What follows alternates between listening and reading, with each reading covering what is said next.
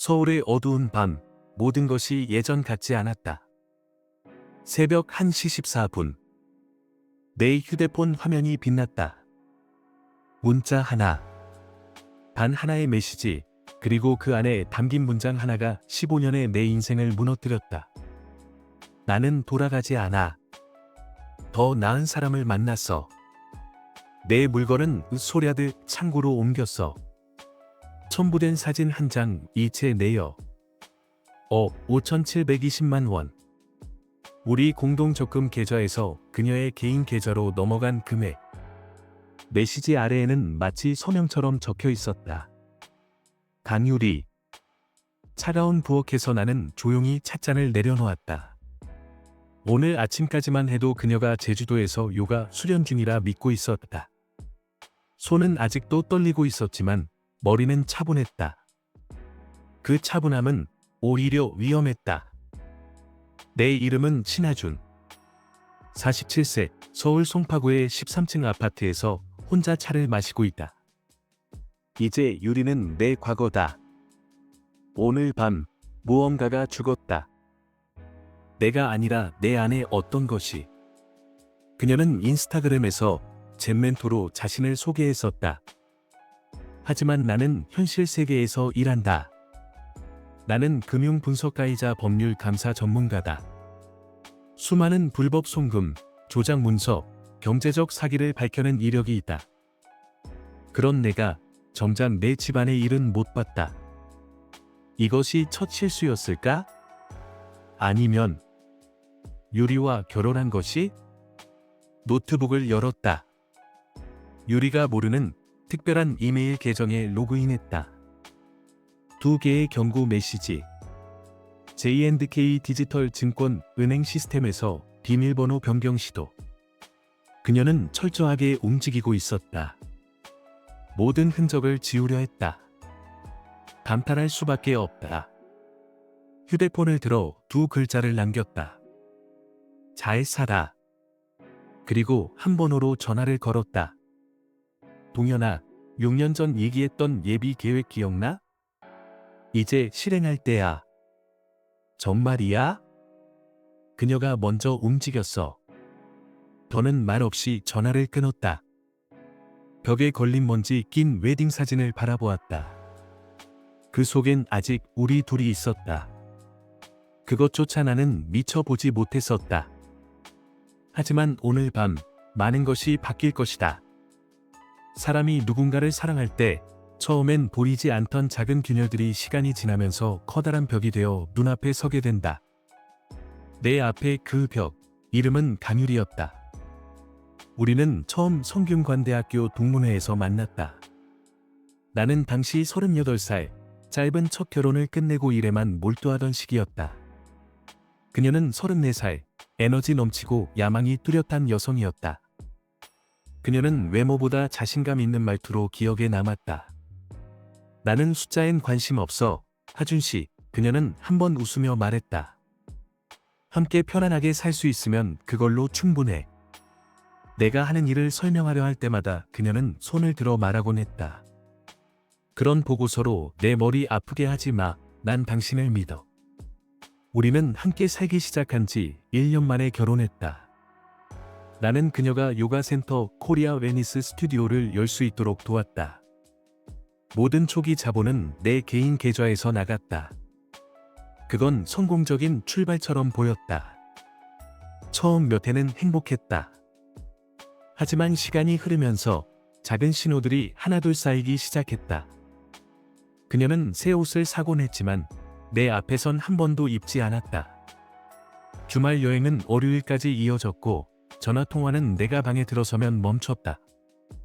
처음엔 모른 척하려 했다. 하지만 나는 세부를 다루는 사람이다. 디테일은 내 일이다. 침묵한 내가 아마 첫 약점이었을 것이다. 어느 날 아버지가 베란다에 앉아 조용히 말했다. 아들아, 유리는 너에게서 많은 걸 가져가고 있어. 하지만 너에게 뭘 주고 있니? 그 말이 내 가슴에 남았다. 하지만 그 말조차 난 묵묵히 넘겼다. 결혼 6년 차, 나는 몰래 내 전체 재정 구조를 재편하기 시작했다. 법적 테두리 안에서 그러나 가능한 최대한 방어적으로 두 개의 유한회사를 설립하고 각기 다른 은행의 계좌를 개설했다. 암호화폐와 해외 자산에도 분산 투자했다. 유리가 아는 건 오직 우리의 공동 적금 계좌뿐이었다. 그녀는 리첸핏, 퓨어소울 코리아 같은 웨니스 인플루언서 그룹과 함께 다니기 시작했다. 처음엔 주말만, 그 다음엔 아예 일주일 단위로 여행을 갔다. 거긴 오지 마, 하준. 순전히 여성 에너지와 독소 디톡스 이야기뿐이야, 라며 말하곤 했다. 마지막으로 지난 새해에 내 생일을 잊었다. 다음 날 고급 시계를 들고 나타났다. 미안해요. 스튜디오 확장 때문에 정신이 없었어. 나는 그 시계를 받아들었다.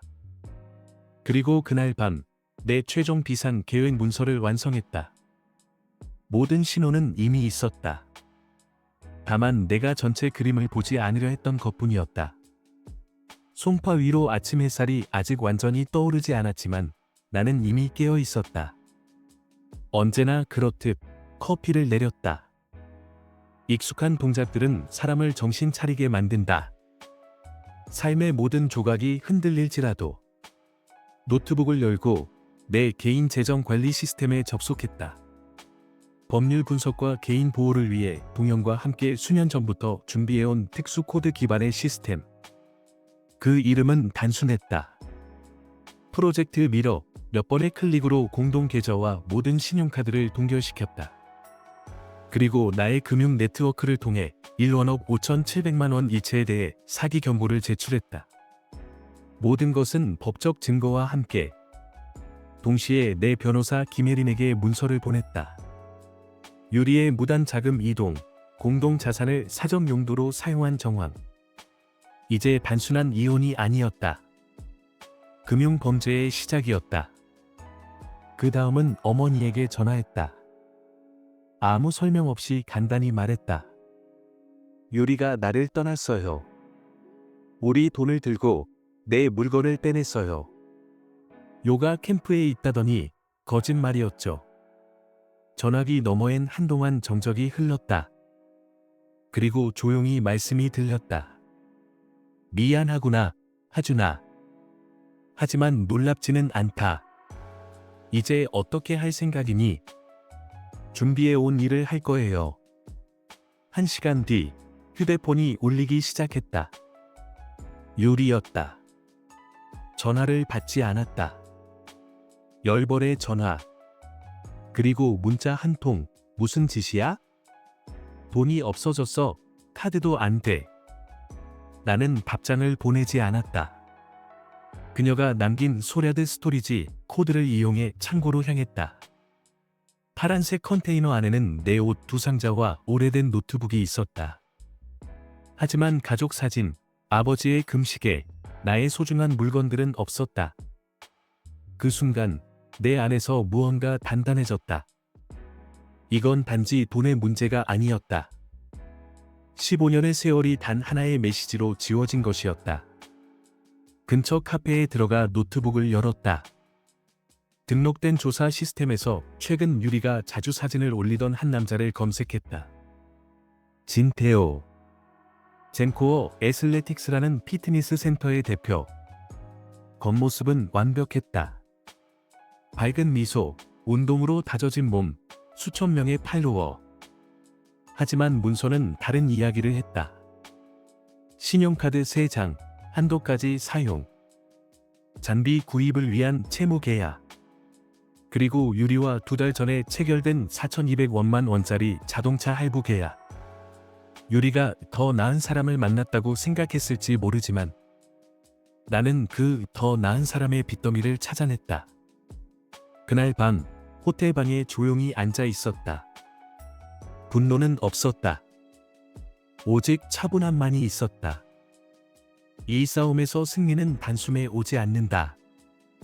내 분야에선 그것은 문서 위에서 완성된다. 월요일 아침 서울 중심에 위치한 내 사무실 문을 열면서 나는 아무 일도 없었던 것처럼 행동했다. 사실 모든 것이 바뀌어 있었다. 하지만 그 변화가 얼마나 깊을지 아직 아무도 알지 못했다. 비서 윤소진은 눈을 크게 뜨고 나를 바라보았다.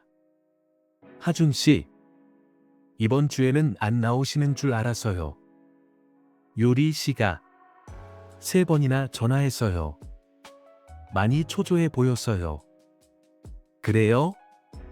나는 질문이 아닌 사실을 확인하듯 말했다. 계좌 문제로 오해가 생겼다고 하더라고요. 꼭 연락드려야 한대요. 나는 고개를 끄덕였다. 다시 전화 오면 내 변호사에게 연락하라고 해요. 오후 12시 8분 갑작스러운 경고음이 울렸다. 리셉션에서 전화가 왔다. 신 대표님, 부인께서 오셨습니다. 강하게 요구하시네요. 나는 사무실 문을 나서 로비로 향했다. 주변 사람들의 시선이 내게 쏠렸다. 그리고 그녀가 거기 있었다. 강유리. 완벽히 매치된 요가복, 고가의 핸드백, 머리에 얹은 선글라스. 그녀는 웃고 있었다. 15년간 원하는 것을 얻고 싶을 때 사용하는 미소였다. 하준아, 큰 오해가 있어. 계좌가 전부 정지됐어. 이게 어떻게 된 거야? 일부러 목소리를 높였다. 마치 잘못은 너가 아니라 은행이라는 인상을 주려는 듯이. 나는 조용히 말했다. 오해가 아니야. 이건 허가받지 않은 자금 이체야. 은행은 이걸 사기로 간주했어. 그녀의 미소가 흔들렸다. 목소리는 낮아졌다. 하지만 그건 우리 공동 계좌였잖아. 난 내 아내야. 이제는 아니지. 그 돈을 가져갈 때 너는 이미 이혼 예정자였어. 법적으로는 금융남용이야. 그녀의 입술이 떨렸다. 치아 사이로 나온 목소리로 말했다. 너, 이럴 수는 없어. 나 이미 새 집 계약금도 넣었고 진태호랑 계획도 있는데.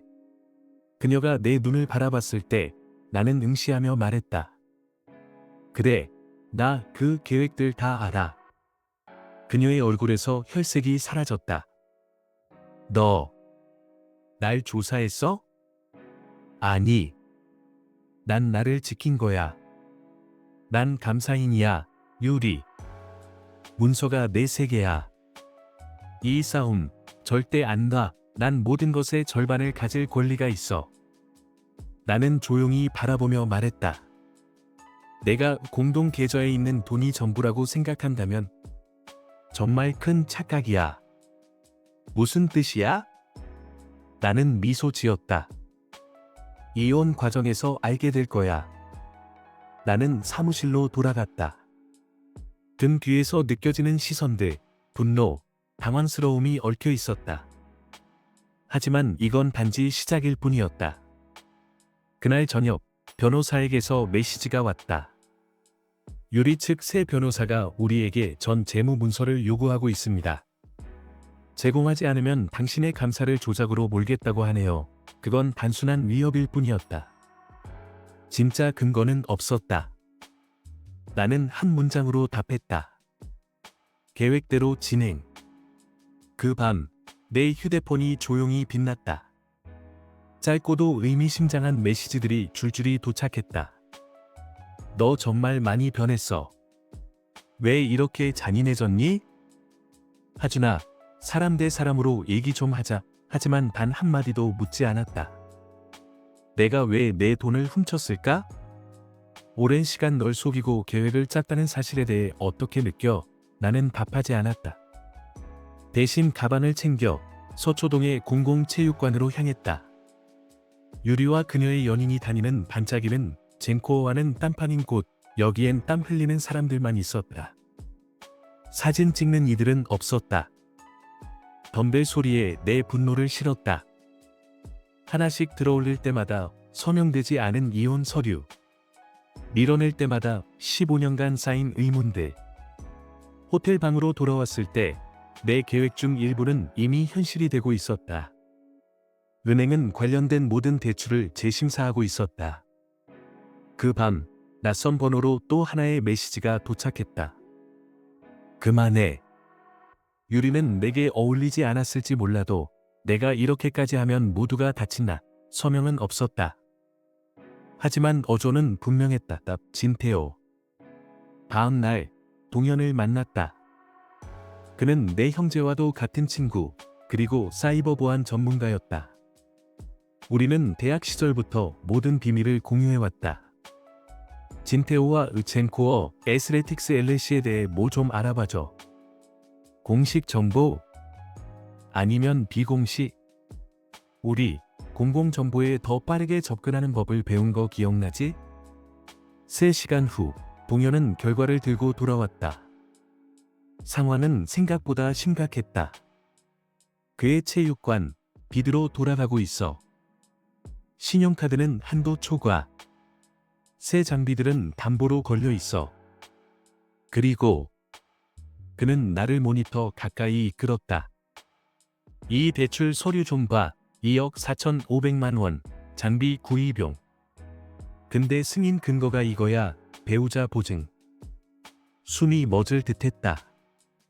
유리는 내 동의 없이 진태호의 대출에 나를 보증인으로 사용한 것이다. 내 이름도 없이 그냥 하주는 내 남편입니다라고만 해서 돈을 빌렸다고? 맞아.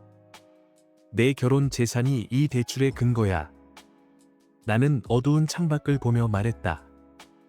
그들은 자기가 뭘 건드렸는지도 모르고 있어. 다음 날 아침, 나는 변호사에게 모든 서류를 넘겼다. 전부 동결하고 싶습니다. 동산, 부동산, 계좌, 계약서. 전부. 확실히 하세요, 하준 씨. 이건 이제 명백한 금융 사기입니다. 오늘 안으로 긴급 자산 보호 명령을 법원에 제출할게요. 그날 오후, 나는 젠코어 체육관을 찾았다. 유리의 연인이라는 남자, 진태호. 유리한테 들은 그대로의 모습 전고, 자신감 넘치는 미소로 다가왔다. 신하준 씨 맞죠? 유리가 많이 얘기했어요. 그랬겠지. 나는 조용히 말하며 손에 든 서류철을 그의 책상 위에 놓았다. 이건 뭔가요? 너와 유리가 날 얼마나 빗속에 빠뜨렸는지 보여주는 서류들이야. 그는 서류를 넘기며 점점 창백해졌다. 나는 손을 뻗으며 말했다. 단순한 참고용이야. 곧 은행이 너한테 이 빚들을 갚으라고 할 테니까. 유리는 말했어요. 당신 부자라고. 돈 걱정 없다고. 나는 웃으며 말했다. 돈은 문제가 아니야. 믿음이 문제였지. 문을 나서기 전 나는 다시 한번 멈췄다. 그리고 유리가 내 개인 물건 몇 가지를 가져갔어. 아버지의 시계, 가족 사진들. 돈은 괜찮아. 하지만 그건 대체할 수 없어. 그는 내 눈을 바라보며 몇 초간 침묵했다. 노력해볼게요. 그가 조용히 말했다. 다음 날 정오 무렵 호텔 프론트에 한 택배기사가 다가왔다. 신하준 씨? 이거 고객님 물건입니다. 나는 상자를 받아들었다. 묵직한 감촉. 낯익은 무게. 뚜껑을 열었을 때 나는 한동안 숨을 쉴 수 없었다. 아버지의 오래된 금시계. 우리 가족의 사진첩. 대학교 졸업식 때 찍은 단 한 장의 사진. 편지는 없었다. 어떤 쪽지도 사과도 없었다. 오직 침묵. 그리고 조용히 돌려진 과거. 나는 상자를 덮고 창밖을 바라보았다. 가끔 가장 강력한 대답은 아무 말도 하지 않는 것이다. 하지만 내 대답은 다가오고 있었다. 법의 형태로. 그날 저녁 변호사 혜린에게서 전화가 왔다. 목소리는 전에 없이 단호했다. 하준 씨, 좋은 소식입니다. 긴급 자산 보호 명령이 공식적으로 승인됐습니다. 이제 유리는 어떤 계좌에도 어떤 재산에도 손댈 수 없어요. 그녀는 말을 이었다. 그리고 은행이 제출하신 서류를 근거로 신용사기 혐의로 정식 수사에 착수했습니다. 자료는 검찰로 이관됐어요. 그날 밤 나는 시스템에 접속해 내 금융 알림들을 확인했다. 단 하루, 단 24시간 사이에 유리는 동결된 계좌에 17번 접속을 시도했다. 새 대출을 신청했다. 집을 담보로. 그리고 거절당했다. 휴대폰 화면이 다시 빛났다. 발신자, 강유리. 이번엔 받았다. 도대체 무슨 짓을 한 거야? 그녀의 목소리는 떨렸다. 트레이의 대출이 전부 회수됐어. 내일이면 장비들 다 압류된다고. 나는 조용히 답했다. 그건 내가 한 게 아니야. 내가 저지른 사기의 결과일 뿐이야. 너 복수하고 있는 거지? 트레이를 무너뜨려서 나를 벌주는 거잖아. 나는 단호히 말했다. 아니, 유리. 나는 아무것도 하지 않아. 단지 법 안에서 나를 보호하고 있을 뿐이야. 너는 우리 결혼을 그 사람 사업에 이용했어. 내 동의 없이. 그 순간 그녀의 목소리가 바뀌었다. 부드러워졌다. 마치 예전 그 시절 처음 만났던 유리처럼. 우리 얘기하자. 집으로 와줘. 이렇게 끝내지 말고 말로 풀자. 우린 오랜 시간이 있었잖아, 하준아. 내 입가에 스디쓴 미소가 떠올랐다. 그래, 우린 함께였지. 하지만 너는 아주 오래 전부터 혼자 걷고 있었어. 나는 전화를 끊었다. 그리고 그녀를 차단했다. 감정이라는 마지막 실도 그 순간 끊어졌다. 그날 밤은 조용했다. 처음으로 나는 평온하게 잠자리에 들 수 있었다. 그리고 아침이 밝았을 때 나는 더 이상 단지 자유로운 사람이 아니었다. 억제할 수 없는 힘을 가진 사람이었다. 3주 후 서울중앙가정법원 제7호 법정. 문이 열리자 강유리와 그녀의 변호사 조상혁이 들어섰다. 이전의 유리는 아니었다. 명품 브랜드는 여전했지만 눈 밑은 퉁퉁 부었고 그 눈빛엔 혼자가 되었음을 인정한 사람의 그림자가 드리워져 있었다. 내 옆에서 혜리는 서류를 다시 확인 중이었다. 말없이 고개를 끄덕이는 그 눈빛이 말했다. 그냥 앉아서 지켜봐요.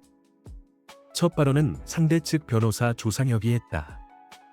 제 의뢰인은 이혼 및 재산 분할에 있어 협조할 준비가 되어 있습니다. 이전에 공격적인 행동을 보였던 건 사실이지만 지금은 공정한 합의에 열려 있습니다. 혜리는 부드럽게 미소 지었다. 그렇다니 다행이네요. 저희도 제출할 자료가 있으니까요.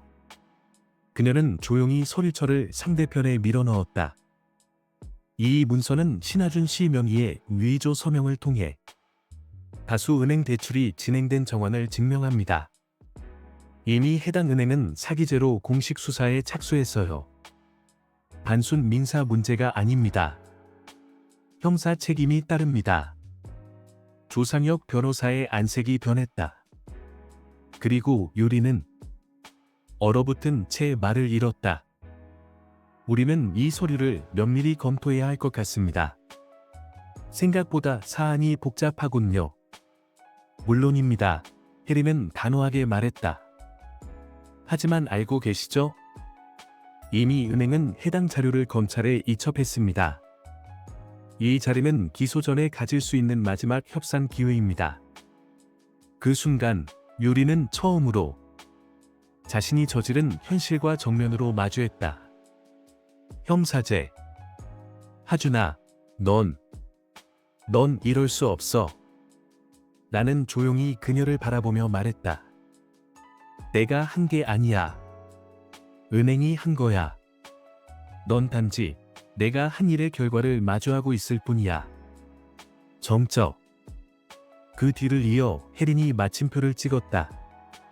만약 강유리 씨가 오늘 준비된 재산 분할 계약서에 서명한다면 신하준 씨는 은행 측 진술에 대해 선처를 요청할 의향이 있습니다.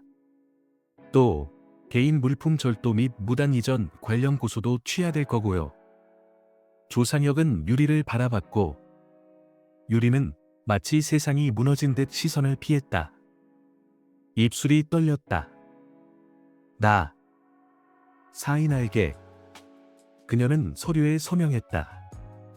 몇 번이나 확인하고 손끝을 닦으며 그 서명은 무너진 환상의 마지막 조각이었다. 법정 밖을 나설 때 그녀가 내 팔을 붙잡았다. 그 목소리는 거의 속삭임에 가까웠다. 너한테 이런 단호함이 있을 줄 몰랐어. 넌 항상 조용했잖아. 항상 양보만 했고. 나는 그녀의 눈을 똑바로 바라보며 말했다. 그녀가 15년간 외면해온 진실을. 그건 내 선택이었어. 하지만 너를 놓는 것도 내 선택이야. 나는 그녀의 손을 떼고 법정을 나섰다. 그 순간부터 과거의 유령들은 더 이상 나를 따라오지 않았다. 한 달 뒤, 나는 호텔을 나와 서울 중심부의 작은 하지만 역사가 깃든 한옥으로 이사했다. 벽돌은 오래됐지만 그 집의 혼은 단단했다. 마치 나처럼. 동현은 주말마다 들러 셀프 인테리어를 도왔다. 요리 소식은? 그가 부엌에서 찬장을 고치며 물었다. 아무것도. 기대하지도 않아. 동현이 웃었다. 작정했으면 그녀를 완전히 무너뜨릴 수도 있었잖아. 형사처벌, 채무 독촉. 근데 안 했네? 나는 조용히 미소 지었다. 이제 나는 그녀의 짐이 되고 싶지 않아. 그날 저녁, 난 캔마루에 앉아 차 한 잔을 마셨다. 주변은 고요했고 봄의 향기가 감돌았다. 마치 손으로 그린 한 장의 수묵화처럼. 슬픔, 침묵, 자유. 그리고 완성된 하나의 계획. 가정법원에서의 판결이 내려진 지 한 달이 지났다. 5월 말, 서울 하늘은 흐렸지만 내 안엔 처음으로 해가 떠 있었다. 아침 7시에 일어나 작은 마당에 잡초를 뽑는 것이 일상이자 치료가 되었다. 숫자도, 서류도, 고소장도 없이 그저 흙, 그리고 인내. 내가 사는 집은 연희동의 오래된 한옥. 기둥 하나, 벽 한 켠마다 이야기가 깃든 집, 마당으로 통하는 슬라이딩 문 앞, 작은 의자 하나. 내일 저녁 그곳에 앉아 차를 마셨다. 더 이상 울리는 전화도 폭발하는 메시지도 없었다. 분노도 사라졌다. 어느 일요일, 동현이 간식을 한가득 들고 찾아왔다. 휴가 좀 갔다 와. 낚시하러든 산이든 어디든 가자. 나는 웃으며 말했다. 오히려 계획 중이야. 우리 가족 별장 기억나? 강원도 강가 근처에 있던. 아빠 낚싯대 아직도 거기 있어? 고장도 안 났어. 그대로야. 잠시 후 나는 조심스레 말했다. 요즘 생각했어. 잠시 더 쉬다가 내 법률 자문 회사를 차릴까 하고. 이번엔 좀 다르게. 내가 의뢰인을 고를 거야. 진심으로 돕고 싶은 사람들만. 동현은 고개를 끄덕이며 말했다. 이게 너야. 드디어 너의 목소리를 찾았구나, 하준아. 가끔 이메일엔 예전 의뢰인들의 연락이 왔다. 새로운 제안, 파트너 요청. 나는 간단히 답했다. 지금은 쉽니다. 인생에서 처음으로 그냥 숨을 쉬고 있어요.